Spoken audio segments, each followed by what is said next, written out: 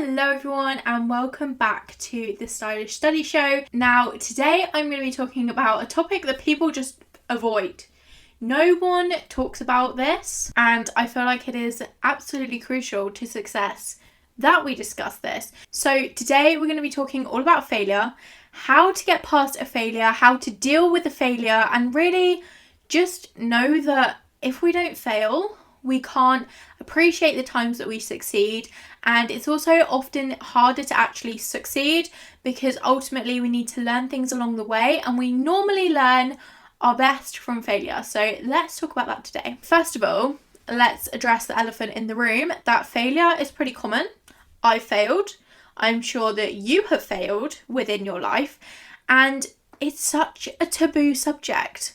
One bad grade from a student really just seems like the absolute end of the world. Now, I'm not going to come on here and say that it's not totally disheartening when you get a bad grade. I'm going to go into more depth in that in a little bit, but I just want to start off by normalizing failure. Not everyone is going to have 100% days every single day. There are going to be times where you just don't get on with it. You just have a bad day. You just have a bad exam. But we need to be able to move past this, learn from it in order to really start succeeding. So resilience is going to be something that is key to being a good student. It's just something that we need to learn in life, that when we get knocked down, we get back up 10 times harder and we just move past it. And we just get on with it and we just brush it off. As difficult as it can be, I am the first person to be very sensitive and not brush things off, but if I have managed to, I am sure you can as well. When I was doing my GCSEs, I really wasn't very resilient, and when I had a failure, I wasn't mature enough to learn and grow from it. I rebelled against it and I was like, oh, the world is so unfair. Like, I just don't understand. Like, this is just not for me. I'm clearly not academic. I clearly am not as good at school as I used to be. I clearly am not as good as that person over there who seems to be getting all those good grades. This was a total lie because I managed to prove that wrong later in my A-levels. But what felt good to me at that time was rebelling and making it seem as if it was like the end of the world, and that if I just tried, then I was always going to end up in failure and I was just destined for failure. And it was such a negative mindset that I was in. It was just really immature of me and something that I wish I had learnt from sooner, but I learned in time and I went through it and I came out the other side. And when I did my A-levels, this was very crucial to me that I had learnt that resilience. So I am proud that I have gone through that and I'm glad that I went through that. But at the same time, if I can hopefully tell you within my story and you are in this similar place, hopefully it will kind of be like a bit of a wake-up call to be like, there is a different way around this and there is a better approach that we can take to failures. So when I was rebelling and I just was like, okay, I don't care about school anymore. I'm just not going to revise as hard as I should be. I just don't care. Like, whatever happens, happens. Like, I just expect to do all right, but I'm not really going to try. That felt good at the time. Rebelling from the failure never taught me anything, except later on when I realised that's not what I want to be doing. Rebelling from that failure didn't actually force me to learn. It just meant that I could kind of forget about it, kind of blame everyone else, and then ultimately nothing would ever change and I would still be the same person. But then on results day, I would have a really bad day. And I feel like if you listen to this podcast enough, you've heard about Stylish Study enough, you will know that my results day was spent crying a lot and just being really embarrassed at my results. So that fear of failure and that reaction to failure wasn't healthy. It wasn't helpful, and ultimately meant that it felt good at the time. It was like cathartic at the time, but it didn't blossom or help me or turn into anything good, is what I'm trying to say. Sixth form was when I really tried to learn and grow as a person generally, academically. I was just very focused on being the best person that I could be, trying to get those A's and just really almost turning my life around, to be honest. So this is when I learnt to be a little bit more resilient and kind of not to be maybe so sensitive towards failure. I actually learnt some things during those years that I really want to share with you now, and that will hopefully fast track your failure reaction so that hopefully in the future you can be a little bit more receptive to failure and realize that it's not the end of the world. It will all be fine. And if we just carry on and we get up 10 times stronger than we were before. So first of all, if you have a failure and you feel like it's really unfair, have your angry, frustrated, emotional moment. In my end of year 12 mocks, I was really quite ill.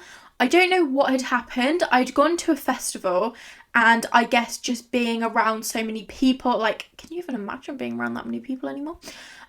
Being around that many people, I just had got ill, and it was some kind of like really horrendous like flu. I just couldn't get out of bed.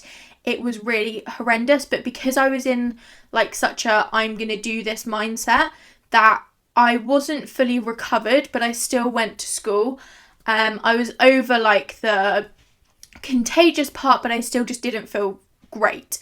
So I went into school and I did my mocks, and the majority of them were okay because they were more towards the end, like I felt better then. But the start of them, one of them was a sociology mock.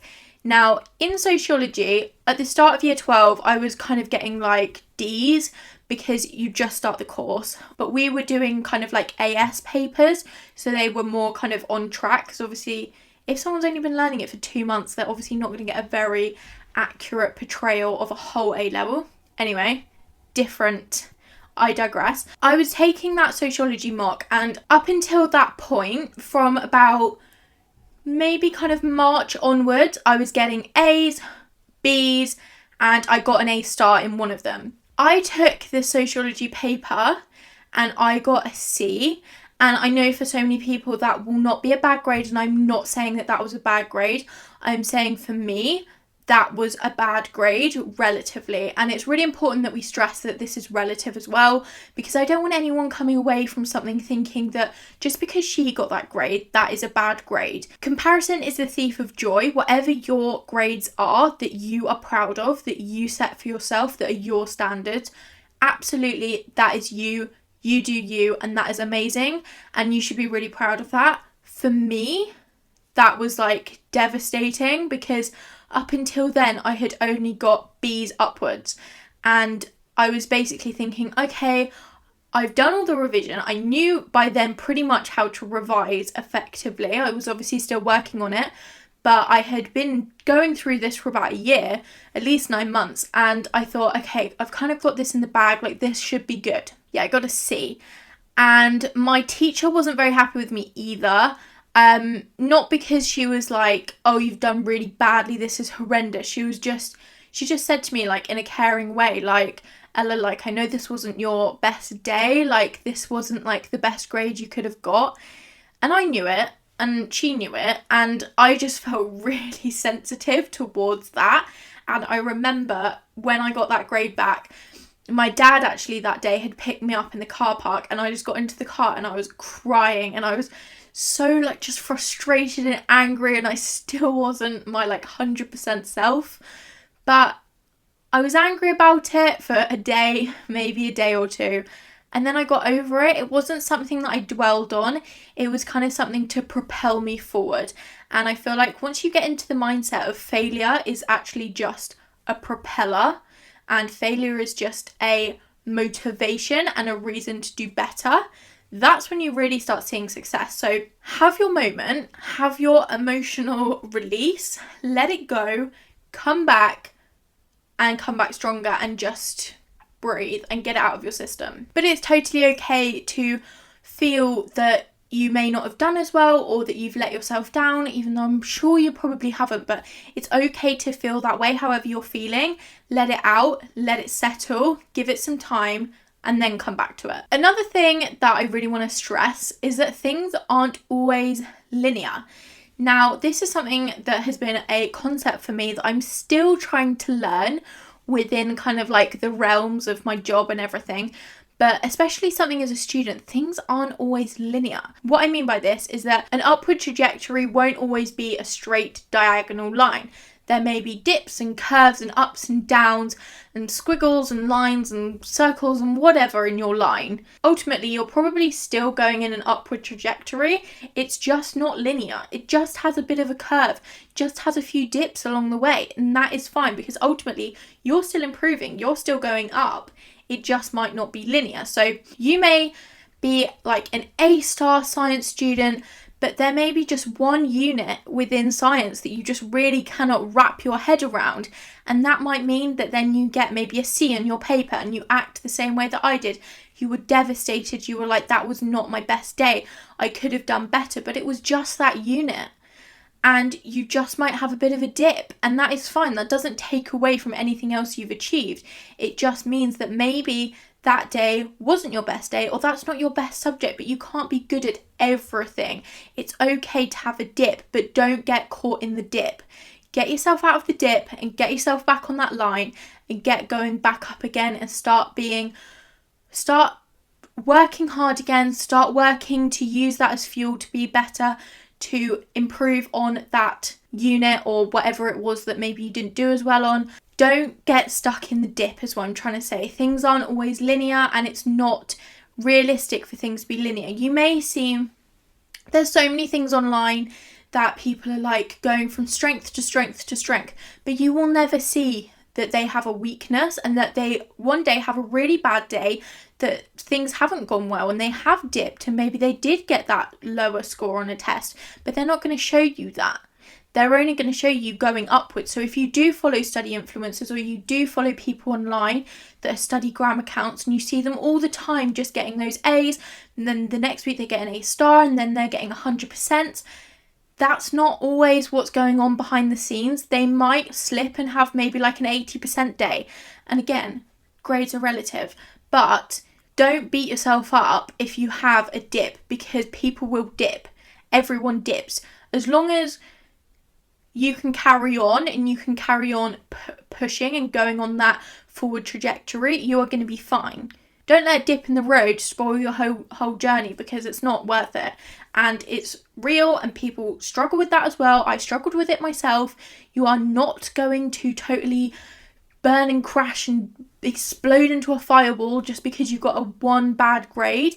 If there is a period of time where maybe you do a whole set of mocks, maybe they're not your best mocks, take a step back. Assess the situation, assess maybe what went wrong, assess maybe where you can go in the future. But even if it's a whole set of mocks, that doesn't mean that you are stuck in that dip. Get out of that dip as soon as possible, have your moment, feel your emotions, and then come out of it, assess the situation and see how you can improve. And with this, I also just want to say, sometimes you have to be patient. Sometimes your results will not show straight away. So maybe you've been revising really hard for the past 8 weeks, you've sacrifice some things and you've just really tried to knuckle down just to get tunnel vision on your work. You might not see the results of that straight away, but you sometimes just have to be patient. Just keep chipping it away. And if you have a failure and you're not seeing that improvement from it, don't get disheartened. You might just not see it straight away, but as long as you're putting in that effort, that is what is counting. So keep track of your effort, keep track of how much work you're actually doing so you can look back on that, because ultimately that is what will push you forward, and that is what is going to make you feel like you are being less of in a rut of failure. And last but not least, I just want to say that the one way to really combat and really tackle this failure is to just keep pushing. Keep chipping away at that iceberg, keep going, and only things will get better. By learning new things, you can't ever get worse. That's a point blank. You can't get worse. You will only be getting better. So on those days that you're just feeling so overwhelmed, you just feel like everything's going wrong, the one thing that you can do to really help yourself is just keep going. Give yourself breaks here and there where you really just don't feel like it, or maybe you've had a bad day and the last thing you want to be doing is learning. But at the same time, sometimes you just have to keep that self-discipline, that motivation going, carry on and just try and push yourself, and that is how you will see improvements. So I really hope you enjoyed this week's podcast episode. If you did, remember, as always, screenshot and share it on your story. We would love to see you listening and sharing to as many students as possible, because that way we can help as many students as possible. Be sure to subscribe and leave a review as well. We would love to read your reviews. They always make us smile, and we will see you guys next week with a brand new episode. Goodbye.